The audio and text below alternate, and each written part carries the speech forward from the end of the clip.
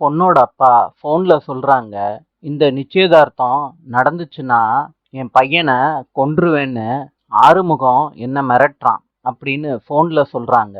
இத ஆறுமுகத்தோட குடும்பம் வீடியோல பாக்குறாங்க. ஆறுமுகம் கடுப்பாயி டேபிள தள்ளி விடுறாரு.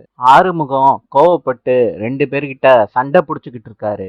2 பேர் கழுத்தையும் ஆறுமுகம் புடிச்சு தூக்குறாரு.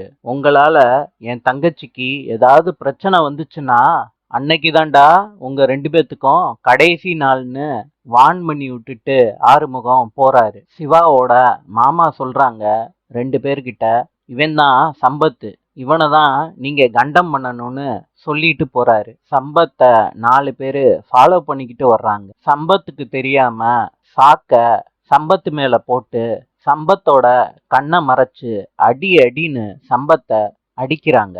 சம்பத்து அடி வாங்குறப்ப ஆறுமுகம் என்ன விடுறா விடுறான்னு அடி வாங்குறப்ப கத்திக்கிட்டே இருக்காரு. அந்த சம்பவத்தை கேள்விப்பட்ட போலீஸு ஆறுமுக வீட்டுக்கு வர்றாங்க. ஆறுமுகத்தை பார்த்து கேக்குறாங்க, உன் தங்கச்சி நிச்சயதார்த்தத்தை நிறுத்தினதுக்காண்டி சம்பத்தை கத்தியால குத்தி கொல்ல முயற்சி பண்ணிருக்க, இதுதான் உன் மேல கொடுத்திருக்க கேஸு. ஆறுமுகத்தை புடிச்சு இழுத்துட்டு வாங்கயா. ஆறுமுகத்தை கான்ஸ்டபிள் இழுத்துக்கிட்டு வர்றாங்க.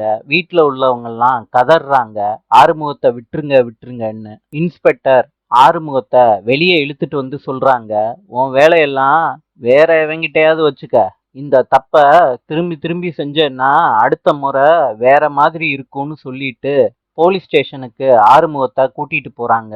ஆறுமுகத்தோட வேஷ்டிய கலட்டுறாங்க. ஆறுமுகம் கோவத்தோட இன்ஸ்பெக்டரை பாக்குறாரு. நாளை சந்திப்போம்.